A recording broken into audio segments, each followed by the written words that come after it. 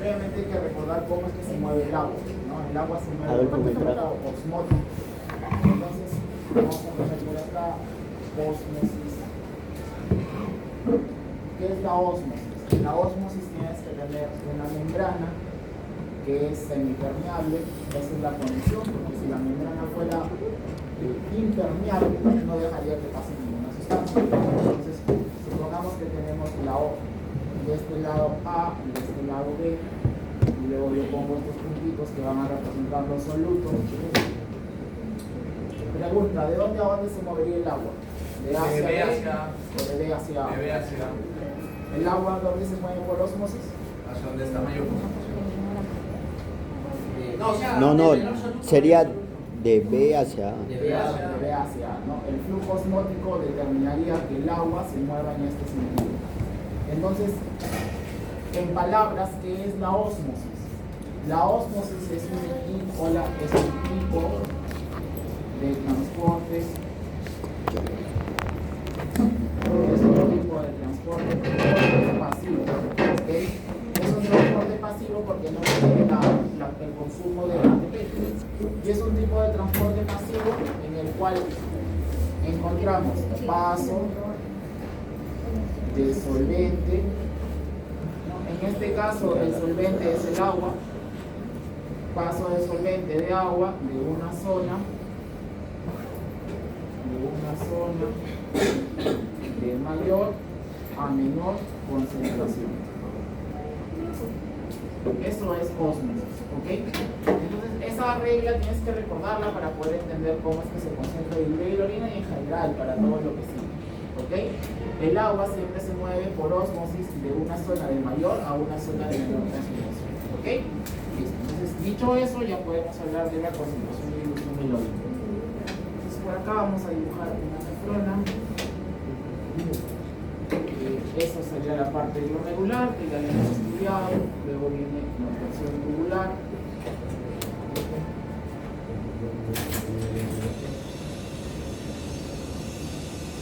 En efecto, no siempre está ahí. Ya está.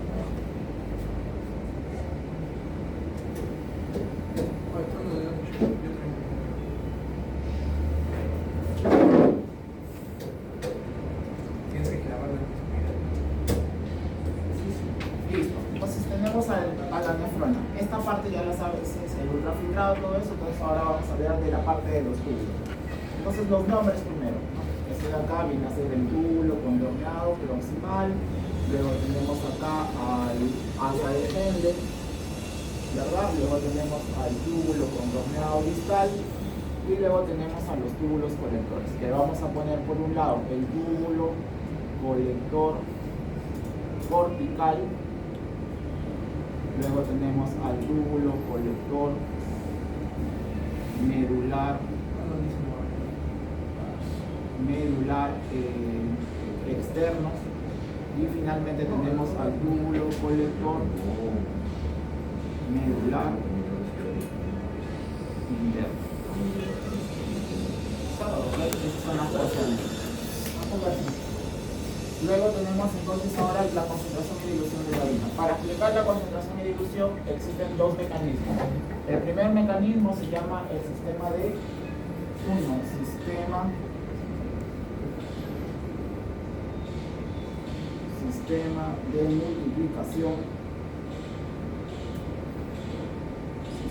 multiplicación por contracorriente.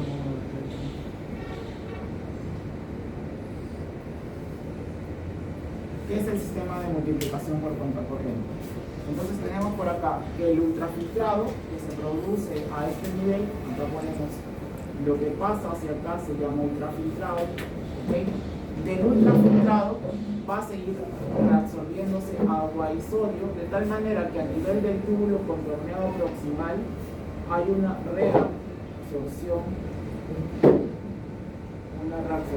de agua y cloruro de sodio, ¿ya?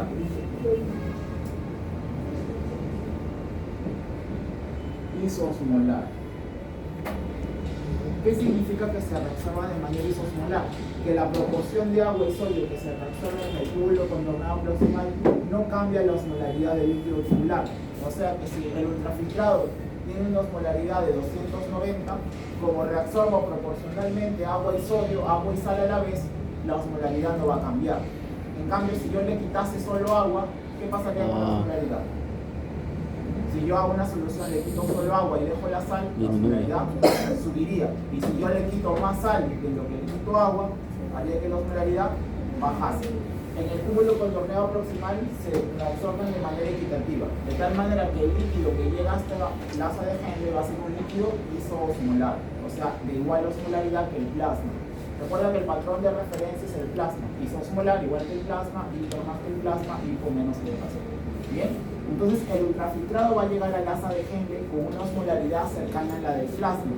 Esa osmolaridad cercana a la del plasma está alrededor de los 300 miliosmoles, ¿no? Es un poco menos, pero para cuestiones didácticas vamos a considerar 300 y vas a entender con eso el concepto de gradiente córtico medular. Gradiente córtico medular.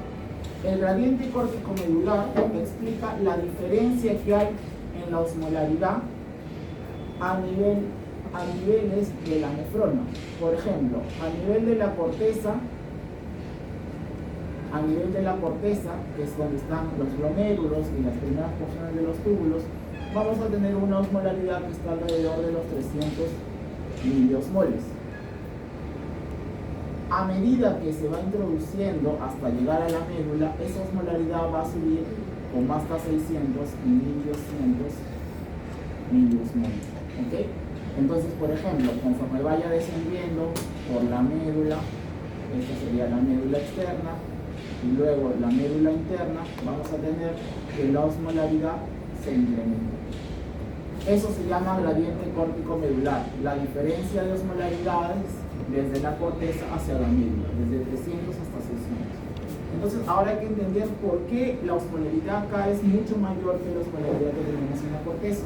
Y para eso vamos a entender primero el sistema de multiplicación por contracorriente. Entonces, el líquido que llega por acá al asa de Henle es un líquido con baja osmolaridad. Perdón, con una osmolaridad igual a la del plasma, cercana a 300. El asa de Henle tiene dos porciones. La primera es la porción ascendente del asa de Henle, ¿ok? Porción descendente del asa de Henle. La porción descendente tiene la característica de ser permeable al agua, ¿ok? Pero impermeable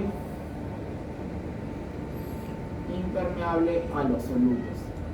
De tal manera que la porción descendente deja que el agua sea reabsorbida.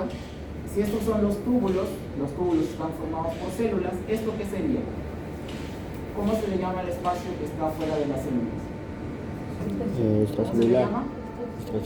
Intercelular o intersticio. O sea, si acá estas líneas negras son las células de los túbulos, el espacio que está por fuera de ellas se llama intersticio. Entonces el agua se reabsorbe hacia el intersticio. Y vamos a tener que el agua que viene bajando por acá pasa hacia el intersticio. ¿Okay? Hay salida de agua. ¿Okay? Esa agua va a pasar por unos canales, esos canales se llaman canales de aquaporina. A1B1, los canales de aquaporina 1. Entonces, la porción descendente deja pasar el agua, pero no deja pasar los solutos. Pregunta, si el agua sale y la sal se queda, ¿qué pasa con la osmolaridad del líquido tubular? Aumenta. Por eso es que la osmolaridad, a medida que uno va descendiendo en el líquido tubular del asa de Henle, la osmolaridad aumenta. ¿Ok? La osmolaridad aumenta. Luego vamos a la porción ascendente. La porción ascendente tiene una parte delgada y una parte gruesa. Para lo del día vamos a solamente considerarla como uno solo, porción ascendente del asa de Henle. ¿Ok? La porción ascendente del asa de Henle tiene la característica de ser impermeable al agua, pero permeable a los volúmenes. ¿Qué significa? Que por las características de sus uniones intercelulares, la porción ascendente deja pasar a la sal, pero no deja pasar al agua. ¿Ok? Deja pasar a la sal, pero no deja pasar al agua. Entonces, a este nivel, lo que vamos a tener es reabsorción de cloruro de sodio. Y principalmente se hace a través de un transportador, un cotransporte, que se llama así, un cotransportador de sodio, potasio, 2 cloro. ¿Ok? Este cotransportador, ¿ya?, de sodio, potasio, 2 cloro,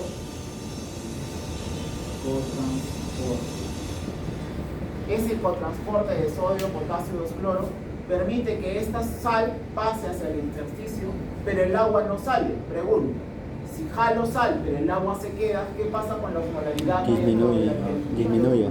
Desciende. Entonces, la porción descendente hace que la osmolaridad suba, pero la porción ascendente hace que la osmolaridad baje. Hacia acá baja la osmolaridad. A medida que voy subiendo el líquido tubular, la osmolaridad baja. ¿Qué tanto baja? Baja incluso hasta 150 miliosmoles por litro. ¿Ok? Y eso se continúa hasta la primera porción del túbulo contorneado distal. Bien, ¿hasta ahí se entiende? Listo.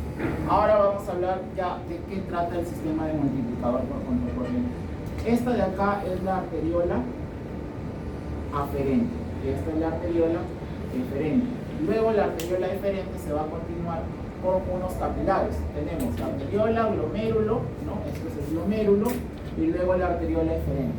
Luego la arteriola eferente continúa su camino y va a formar los llamados capilares peritubulares.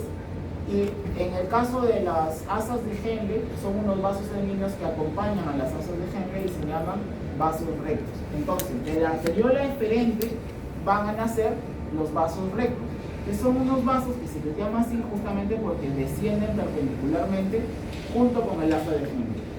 Entonces, los vasos rectos van a tener un extremo que sería un extremo venoso, ¿no? Debería ser un poco, dibujarlo juntito a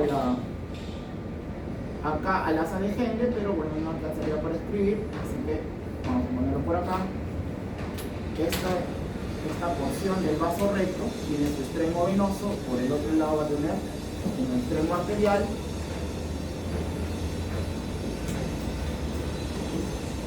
ok. Entonces haz de cuenta que hay un asa, pero un asa vascular que acompaña al asa de Henle, ok. Ahora, si esta es la porción arterial, la sangre que está por acá viene en este sentido, hacia abajo. En cambio, la sangre que ya sale por el otro lado, esta que está por acá, tendrá el sentido opuesto, hacia arriba.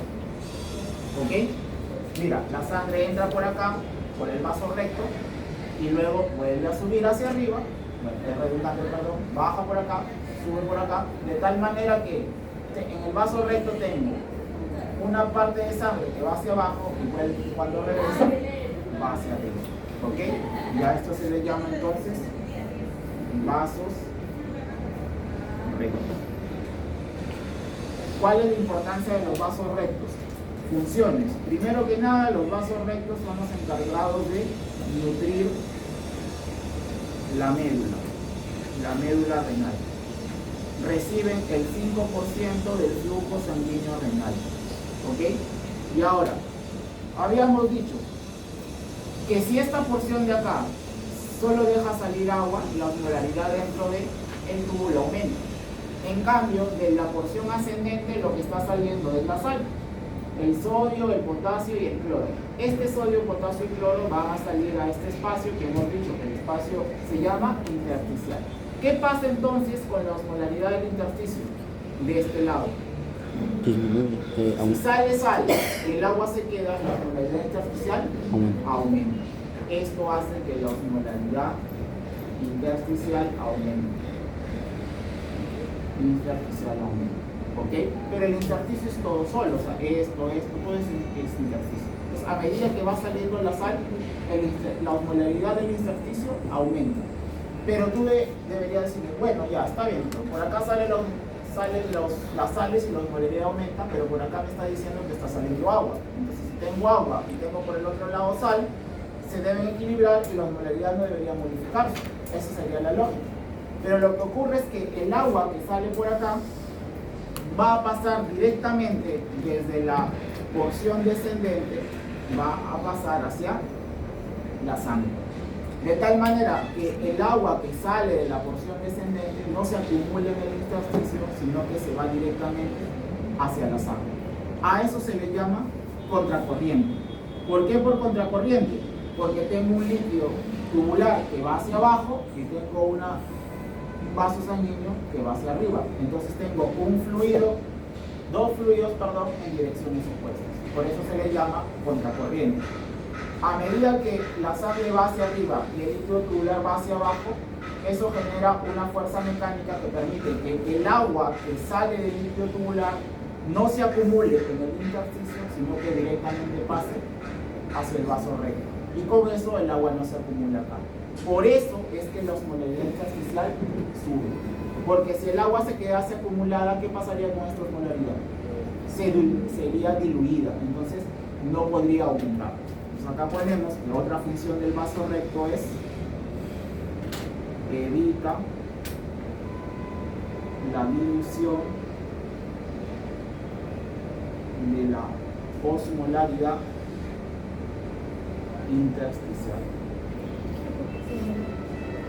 ¿Ok?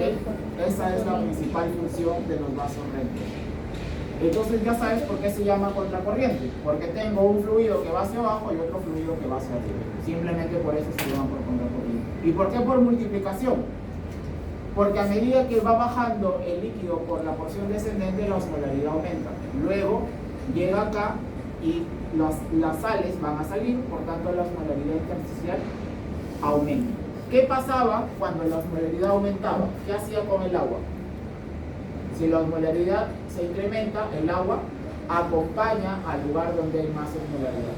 De tal manera que a medida que sigue saliendo la sal por acá y la osmolaridad aumenta, más agua se va a ver atraída por ese espacio y más agua va a salir.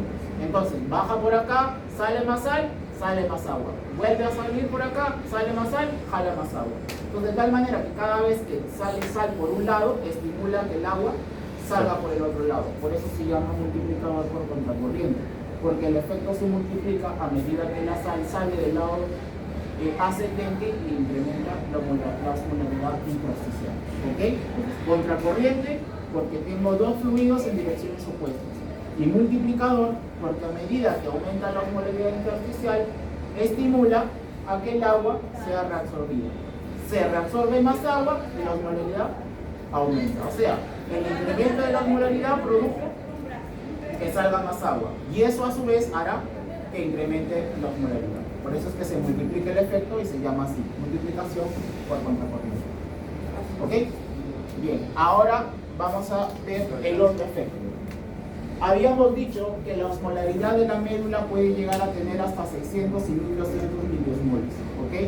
Este efecto que te acabo de explicar, todo este efecto, ya determina que la osmolaridad puede llegar hasta 600 miliosmoles. ¿Cómo hago para completar los otros 1200? Para eso existe el sistema de reciclaje de la urea. 2. Reciclaje de la urea. Es el otro mecanismo que va a permitir la concentración y dilución de la orina. El reciclaje de la urea. En el túbulo contorneado proximal, por acá, se reabsorbe el 50% de la urea. La urea pues es un metabolito, ¿no?, de la degradación de las proteínas. La urea avanza, supongamos que por acá salen 6 miligramos, 3 miligramos se reabsorben y los otros 3 miligramos siguen su camino por acá. El asa de Henle no reabsorbe urea, sigue su camino por acá, llega hasta el túbulo contorneado distal, tampoco se reabsorbe, llega incluso hasta la zona colectora cortical y medular, y ambas son impermeables a la urea. Y son impermeables no porque no les guste la urea, sino simplemente porque no tienen la proteína que permita la reabsorción de urea. De tal manera que la urea al final logra llegar hasta qué porción, hasta el túbulo colector medular interno, y recién en este túbulo encuentra su transportador. Esos transportadores son dos. Esos transportadores se llaman, las siglas las ponen en inglés, pero de manera sencilla vas a aprenderlos así nada más. U de urea, T de transportador, y son dos, el A1 y el UTA3, ¿ok? Entonces tenemos que la urea, la mitad se reabsorbe en el proximal, el resto de la urea sigue su camino. Recién cuando llega al túbulo colector se encuentra con estas proteínas, y estas proteínas permiten que la urea sea reabsorbida. Y si la urea es reabsorbida, se incrementa la urea a nivel de, ¿cómo se le llama este espacio fuera de las células? Intersticio. Entonces, ese incremento de la urea contribuye a que incremente la osmolaridad, y con eso llegamos a los otros 1200 milímetros. Entonces, la osmolaridad intersticial elevada a medida que uno desciende en la nefrona se debe 50% al sistema de multiplicación por contracorriente y el otro 50% al reciclaje de la urea. Ahora, la urea que ya salió acá no se va a acumular de por vida, porque si no seguiríamos 1500, 1800, 2000. Se llama justamente reciclaje, porque parte de la urea es nuevamente captada aquí, en la porción ascendente delgada. Aquí la urea es reciclada, reabsorbida, ¿okay? Secretada. Reabsorción es cuando pasa del túbulo hacia el intersticio y las células, y secretada cuando se va de regreso al túbulo. Y acá tenemos al transportador UTA2, ya, transportador de urea 2. Acá que se da la secreción de urea. En cambio acá se da la reabsorción de urea. Entonces, por acá se reabsorbe, pasa al intersticio, por acá se vuelve a captar y llega a este túbulo. Sigue la urea, vuelve acá, se vuelve a reabsorber, se vuelve a secretar y así sigue. Por eso se llama reciclaje de urea. ¿Toda la urea va a vivir así? No, hay una pequeña proporción que no se llega a reabsorber, sobre todo cuando falta antidiurética, y se elimina con la orina. ¿Ok? Ahora, está entendible, ¿no? Pero hemos dicho que el tema es concentración y dilución de la orina, y hasta ahora no hemos hablado de eso. Y para eso hay que recordar cuál es la hormona que determina la reabsorción de agua. ADH. La ADH. Entonces las acciones del ADH son lo que van a determinar cómo es que se produce todo esto. ADH. La ADH tiene la característica de, para empezar, actuar a nivel del túbulo colector, ¿no? Actúa a nivel del túbulo colector y expresa ¿qué cosa? Canales de aquaporina. Entonces, el incremento del ADH ya es una señal para que el agua sea reabsorbida a través de canales de aquaporina 2. O sea, que cuando hay ADH, el agua del túbulo, el agua que está acá, pase hacia el intersticio y luego se va con el vaso recto y avanza. ¿Ok? Eso es cuando está la ADH. Pero la ADH no solamente genera aquaporinas. La aquaporina es como una puerta abierta. Ahí está la aquaporina, es un hueco.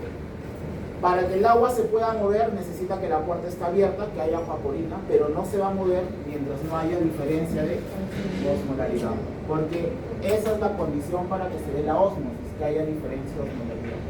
Entonces, la antidiurética hace que se formen los canales de aquaporina, pero ¿cuál es la fuerza que hace que el agua pase hacia el intersticio? Es el incremento de la osmolaridad intersticial, que fue producida por estos dos mecanismos. ¿Ok?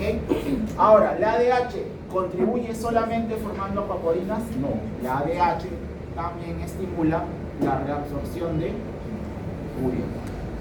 De tal manera que la ADH, estimulando la reabsorción de urea, ¿ya?, hace que el intersticio se haga más osmolar, y eso favorece la reabsorción de agua. Reabsorción de urea acá. Entonces la ADH hace que la urea se reabsorba. Eso incrementa la osmolaridad. Mientras más osmolaridad haya en el intersticio, más agua va a ser reabsorbida. ¿Esa es la única función del ADH? No. ¿Quién más genera osmolaridad intersticial? El cotransportador de sodio, potasio, 2-cloro. Aquí también actúa. De tal manera que la antidiurética, el mecanismo de acción no es simplemente que digas incrementa la reabsorción de agua. Es correcto. Lo siguiente sería que me digas, sí, genera canales de aquaporina, tipo 2, correcto, pero no basta solo con generar canales de aquaporina, porque si no hay diferencia de polaridad no pasaría el agua. Por eso es que la antidiurética también estimula el reciclaje de la urea y el incremento de la gradiente córtico-medular. Mientras más osmolaridad intersticial haya, más agua se va a reabsorber. ¿Ok? Listo. Entonces por acá finalmente, ¿cuál es el producto final? Es la orina. ¿Ok? Y esta orina puede ser tan concentrada o tan diluida según las necesidades. Por ejemplo, si tienes déficit de agua, ¿no? O si tienes, por ejemplo, exceso de agua. Si tienes exceso, vas a eliminar una mayor cantidad de agua y vas a hacer que la osmolaridad urinaria sea tan baja como 50 miliosmoles por litro. Pero si en cambio tienes déficit de agua, vas a eliminar mucha menos y la orina va a ser concentrada. En ese caso la osmolaridad urinaria puede subir tanto como 1200 miliosmoles. Esta será una orina de tipo diluida y esta será una orina concentrada. Cuando produces una orina muy concentrada, pues la orina es tan poco como 0.5 litros en un día. Eso es lo mínimo normal para un adulto, ¿ya? Y en el caso de la diluida, puedes llegar a orinar hasta 20 litros en un día.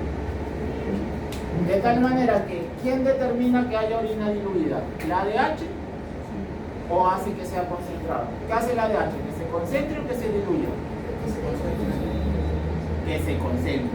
Porque mientras más ADH se reabsorbe más agua y también hay más osmolaridad y eso estimula a que se reabsorba más agua.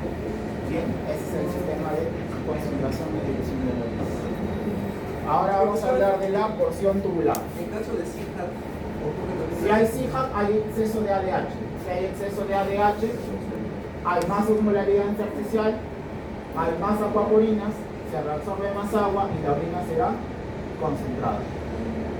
En el caso de CIJAP. En el caso de diabetes insípida, la ADH no hace su función.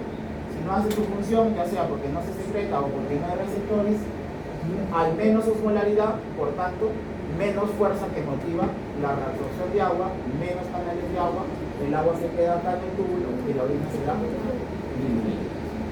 ¿Ok? Ahora vamos a hablar de la porción tubular.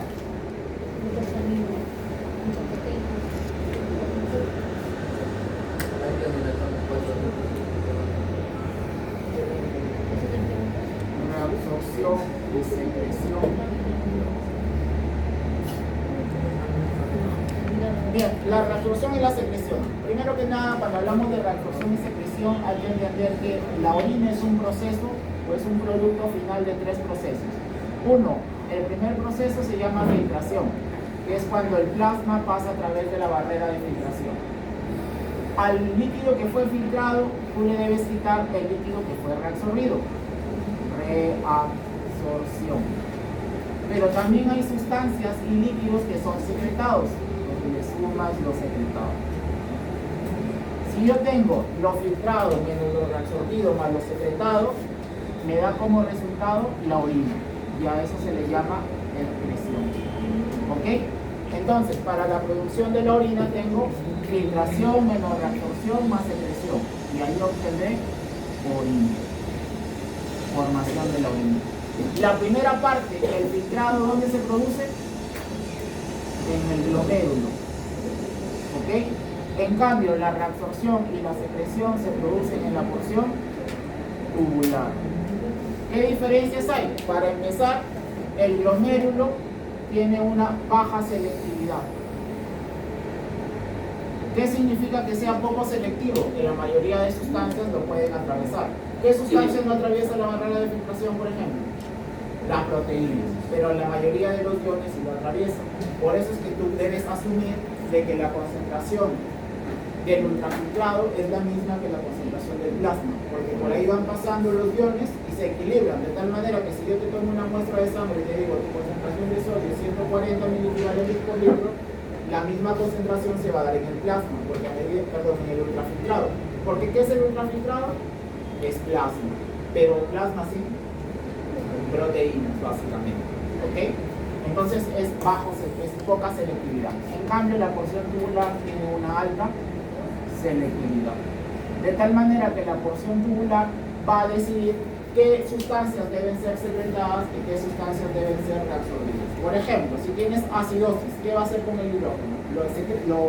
¿Lo reabsorbe o lo secreta? Lo secreta. Si estás en alcalosis, ¿qué hará con el bicarbonato? No, alcalosis. Secreta bicarbonato y reabsorberá hidrógeno. Por eso es que la porción tubular es selectiva. Va a depender de la condición en la que te encuentres. ¿Ok? La porción tubular, entonces, por su alta selectividad, es la que va a determinar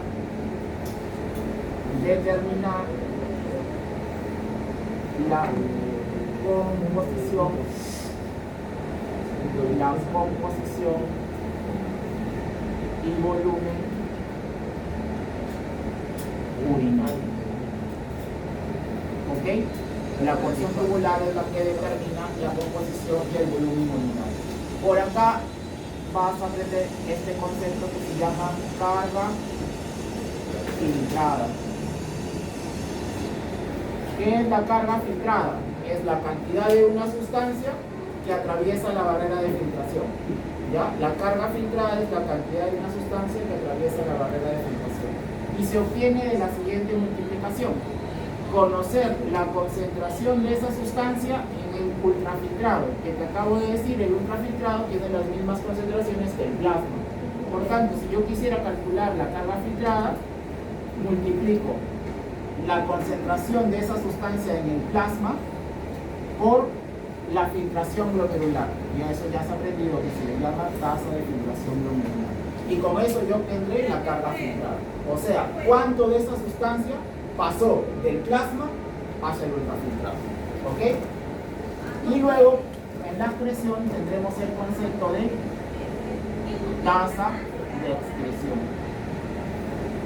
Tasa de excreción. ¿Qué significa la tasa de excreción? Ahora tenemos en orina, primero la concentración de esa sustancia, ya no en el plasma, sino en la orina.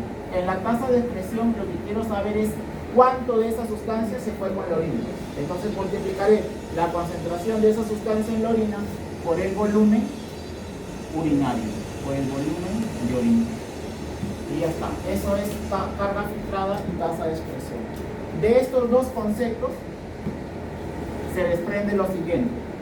Si yo te digo, si la carga filtrada es mayor que la tasa de excreción, ¿hubo reabsorción o secreción de esa sustancia? Si la carga filtrada es mayor que la tasa de excreción, ¿la sustancia se reabsorbió o se secretó? Se reabsorbió. Vamos a imaginar que una sustancia X salió 1 gramo de carga filtrada y tú luego vas 1 gramo en un día, ¿okay? Y luego te vas a la orina y ves que en ese día hay solamente medio gramo de esa sustancia. ¿Qué pasó? Se reabsorbió medio gramo, entonces hubo reabsorción en realidad. Entonces, si la carga filtrada es mayor que la tasa de excreción, tú dirás que hay reabsorción. ¿Ok?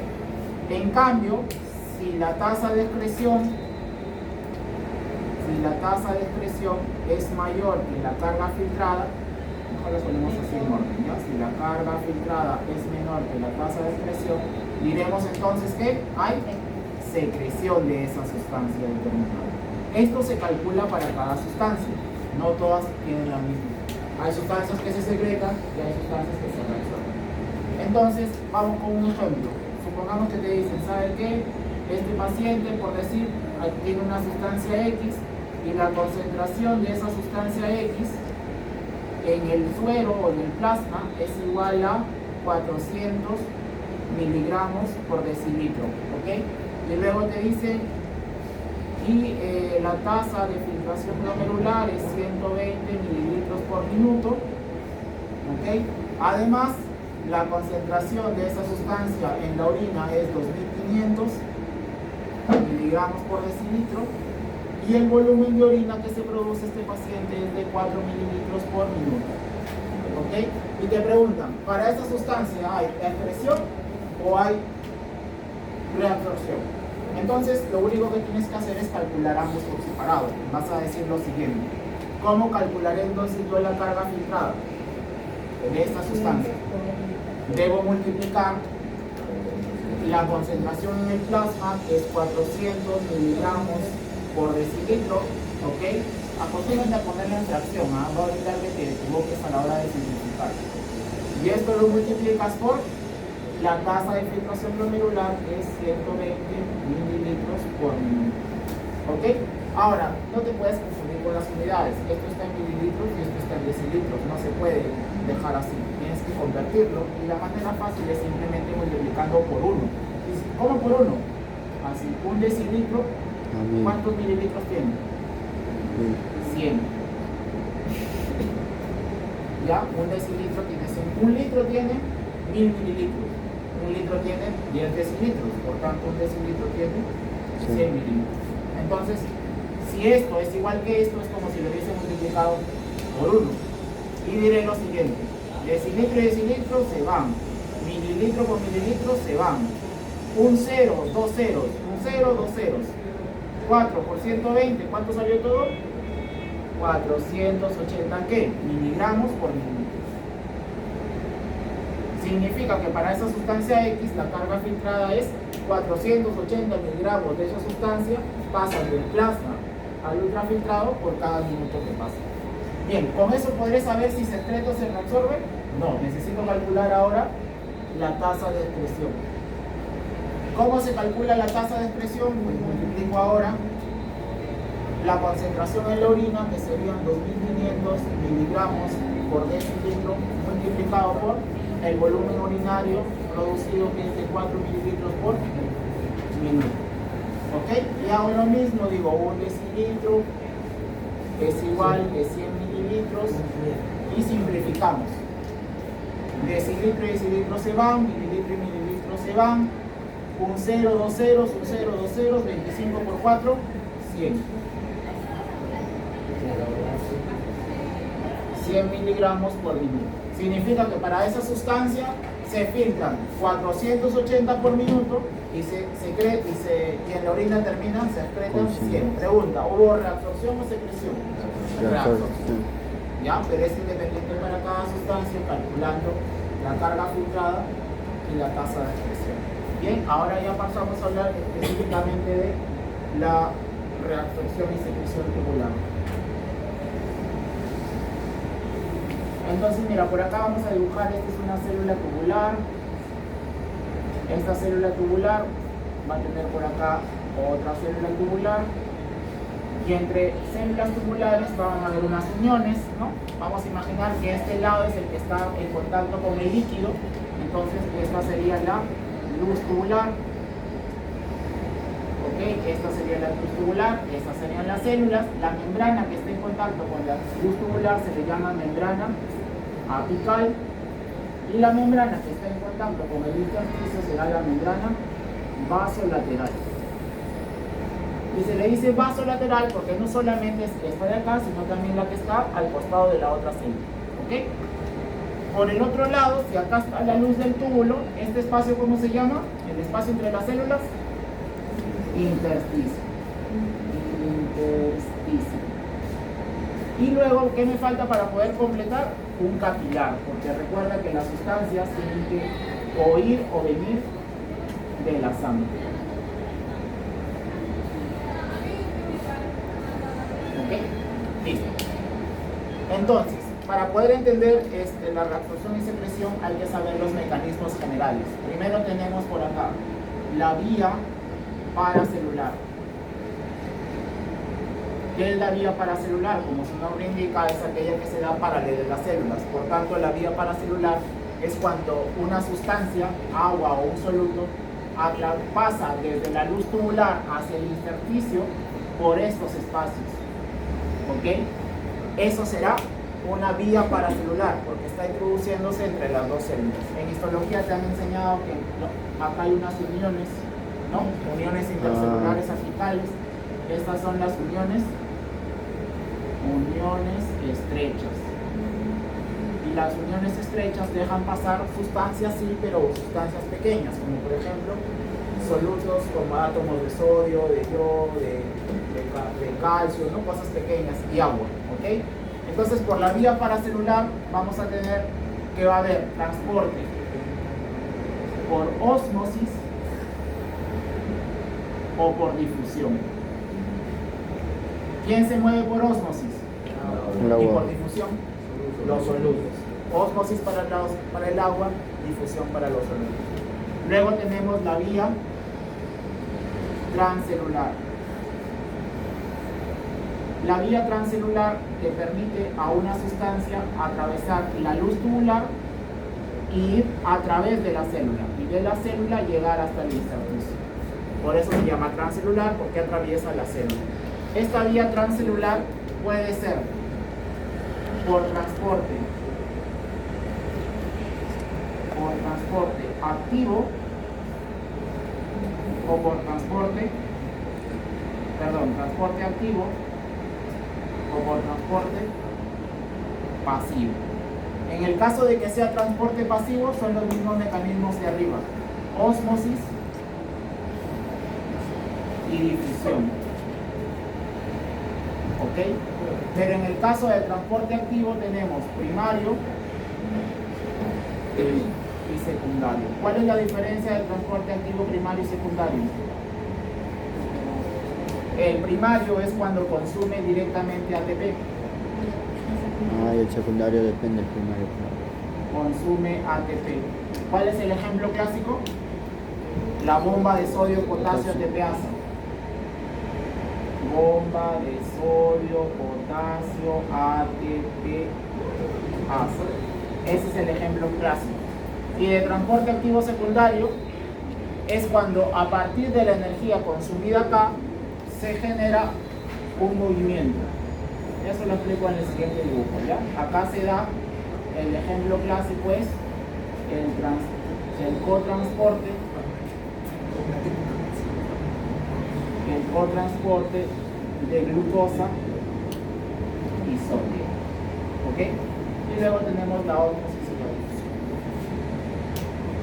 El espacio de Entonces vamos a hablar ahora de la primera porción del túbulo, que viene a ser el túbulo proximal.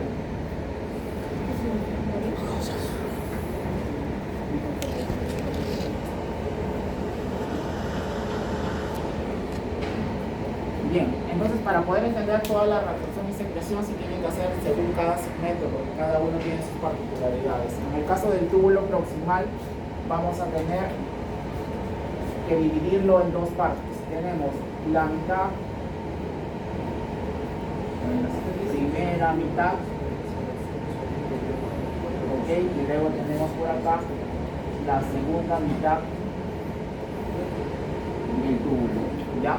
¿Por qué? Porque cada una va a tener mecanismos diferentes. Si dibujamos acá una célula,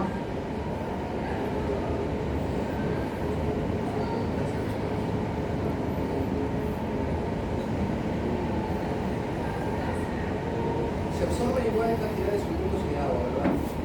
en el proximal sí.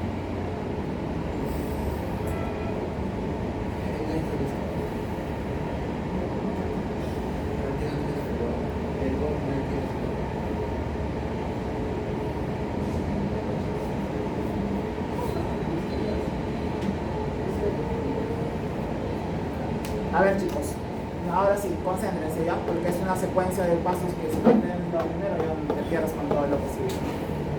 Mira, la reabsorción y la secreción depende del sodio y el agua. Si tú aprendes sodio y agua, por extensión terminas aprendiendo potasio, calcio, magnesio, fosfato, glucosa, aminoácidos, casi todos.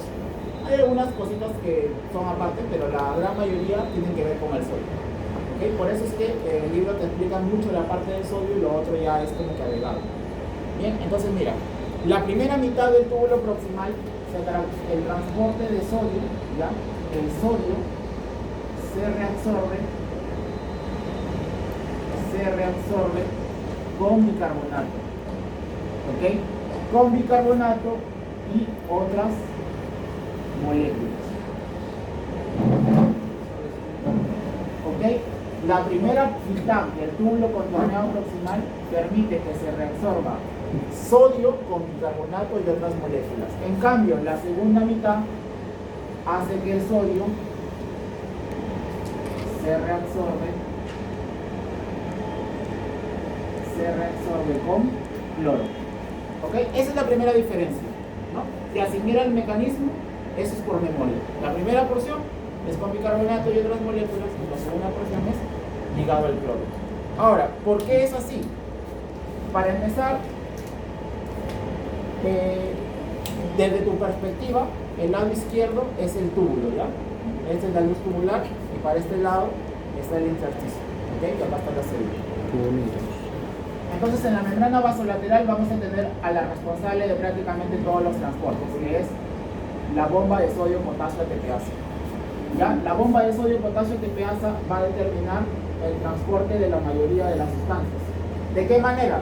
Recuerda que la bomba de sodio expulsa 3 moléculas de sodio y ingresan 2 moléculas de potasio. ¿Qué tipo de transporte será? Activo. Transporte activo, primario o secundario. Primario porque consume ATP. ¿Ok? Pregunta, si el sodio sale, ¿qué pasa con la concentración de sodio dentro de la célula? Disminuye. Entonces ponemos acá, disminuye la concentración de sodio. ¿Qué va a pasar con el potencial de membrana? ¿Se vuelve positivo o negativo? Eso te enseñé en cardio, que si salen 3 positivos y solo ingresan 2 positivos, ¿tienes pérdida o ganancia de cargas positivas? Pérdida, porque salen 3 y solo entran 2, entonces tienes pérdida. Entonces, ¿cómo se vuelve el interior? Negativo. ¿Ok? Porque pierdo una carga negativa, positiva cada vez que funcione.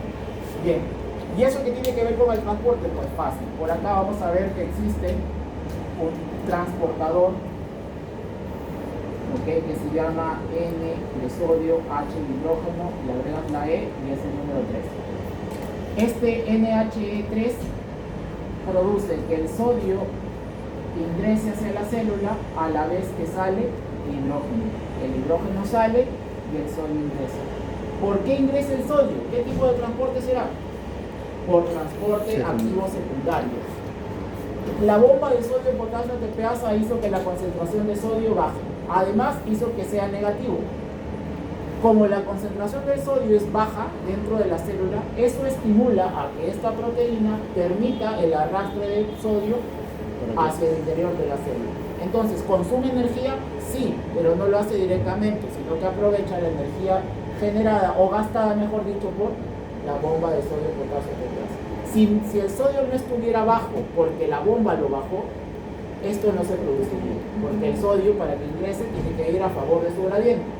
Esta diferencia de gradiente fue gracias a la bomba de sodio. Por eso, ¿esto qué sería? Transporte activo secundario. ¿Ok? Y cuando van en direcciones opuestas se le llama contratransporte, o también llamado antiporte. Y cuando van en direcciones iguales se llama cotransporte. ¿Ok? Si van hacia el mismo lugar, si van una afuera y otra adentro, contratransporte. Este será entonces el cotransportador de sodio con hidrógeno. ¿Ok? Este sodio que ya ingresó por acá tiene que luego ser reactivo. Este sodio que ya ingresó, luego la bomba de sodio lo vuelve a tomar y lo bota. De tal manera que siempre la concentración de sodio dentro de la célula es baja. Por otro lado, tenemos por acá que el hidrógeno se acumula en el líquido tubular. Recuerda que este es el líquido tubular, pero por el líquido tubular, ¿quién está viajando? Varios iones, entre ellos viaja el bicarbonato. El bicarbonato, cuando se encuentra con el hidrógeno dentro de la luz del túbulo, se une y nace el ácido carbónico. que el ácido carbónico se disocia y sale.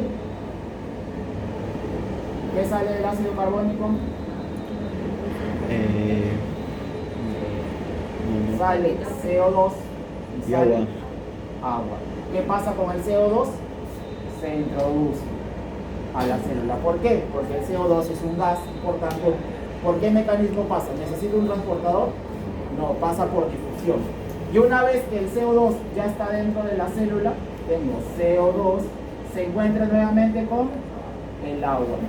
CO2 más agua, viene una enzima que se llama anhidrasa carbónica. Y la anhidrasa carbónica hace que se produzca hidrógeno, que luego ese mismo hidrógeno que se expulsa para que el sodio pueda ingresar. ¿Y cuál es el otro compuesto que se produce? Bicarbonato. Y el bicarbonato es reabsorbido. ¿Por qué mecanismo? Por acá aparece un transportador que saca bicarbonato y saca sodio.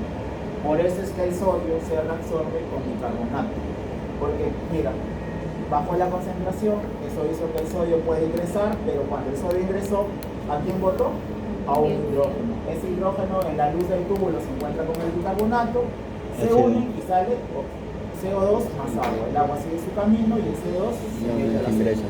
Una vez que está en la célula, se combina con el agua y nace el hidrógeno. Y este hidrógeno, como ves, siempre está dando vueltas, porque lo botan, se une por acá, regresa como CO2 y está dando vueltas. Y el bicarbonato se produce y pasa a ser reabsorbido. ¿Ok? De tal manera que, mira, la reabsorción del sodio, ¿a qué me ayudó? A que tú puedas rescatar un bicarbonato. Porque a la vez que se reabsorbió el sodio, esta molécula de bicarbonato no es exactamente la misma que se reabsorbió, pero gracias a este hidrógeno que salió, yo pude obtener un nuevo bicarbonato. Entonces, no es exactamente, a veces el libro eso como que no te explica bien, porque simplemente te dice que el bicarbonato se reabsorbe, pero no es la misma molécula, es otra molécula, ¿verdad? Solo que este efecto de que salió el hidrógeno hizo que se produzca un nuevo bicarbonato que ahora sí fue reabsorbido. De esta manera, en la primera mitad, la reabsorción del sodio está ligada a la reabsorción del bicarbonato. Pero luego te puse y otras moléculas. ¿Qué otras moléculas? Pues acá va a destacar principalmente el transportador de sodio con glucosa, SGLT2, ¿no? ¿Qué tipo de transporte será? Glucosa. Transporte de tipo secundario, activo secundario. ¿Cotransporte o contratransporte? Cotransporte. Es cotransporte. ¿Y por qué ingresa el sodio? Porque la concentración de sodio está baja. Por eso es que todo depende de la bomba. La bomba baja el sodio y el sodio usa esa energía para poder introducirse y arrastra la glucosa a través de este transportador. Una vez que la glucosa ya está dentro, la glucosa debe ir hacia la sangre, sale por acá y este transportador se llama GLUT2, SGL2, GLUT2. ¿Es el único? No. Luego vamos a tener por acá, son 4 ya, pero vamos a escribirlos todos en uno solo. Entra el sodio por acá, y así como entra la glucosa, existen otras proteínas que ayudan a que entre, por ejemplo, el fosfato inorgánico, también entra también el lactato, ¿ok? Fosfato inorgánico, el lactato, y entran muy importantes los aminoácidos. ¿Ok? Por eso te decía que en la medida que tú aprendes el sodio, te vas aprendiendo los demás. Bien, entonces entran los aminoácidos, el fosfato y el lactato. De tal manera que si a ti te preguntan a nivel del túbulo proximal, resulta que se reabsorbe el 100% de la glucosa, ¿ok? El 100% de los aminoácidos, ¿ok? Y del bicarbonato, el 85% del bicarbonato y el 85% del fosfato inorgánico. ¿Ya? Entonces, si yo te digo, hay glucosa en el asa de Henle, ¿verdadero o falso? falso, porque el 100% se resuelve en el túbulo proximal. Y en los diabéticos, ahí sí hay. ¿Pero por qué? Porque hay exceso de glucosa, entonces este transportador se satura. ¿Okay? Es como si ya llegan muchas glucosas, entonces ya no hay más puertas para que pueda pasar la glucosa, entonces se acumula y pasa sin reabsorberse. ¿Okay? Y por eso es que ya aparece glucosuria. Bien, ahora hemos hablado del sodio y el agua. El agua se mueve por lo siguiente, chicos. Miren, ¿qué pasa? Sígueme la secuencia. ¿Qué ha pasado con la osmolaridad del líquido tubular? ¿Bajó o subió? ¿Qué pasó con la osmolaridad del líquido tubular? ¿Bajó o subió? Baja. Está todo. A medida que el sodio va pasando hacia el otro lado, mira, porque todo hemos hablado del sodio, ¿no? Que el sodio se está yendo para allá. Ok. Entonces la osmolaridad de acá está bajando. ¿Por qué baja? Porque el sodio se está reabsorbiendo. Baja, por ejemplo, hasta 287. ¿Ok? Del otro lado se está acumulando. Por tanto, acá la osmolaridad sube. ¿Hasta cuándo sube? Más o menos 293. ¿Qué hay ahora? Diferencia de osmolaridad. ¿Y qué es lo que mueve el agua? La diferencia de osmolaridad. Entonces el agua que está por acá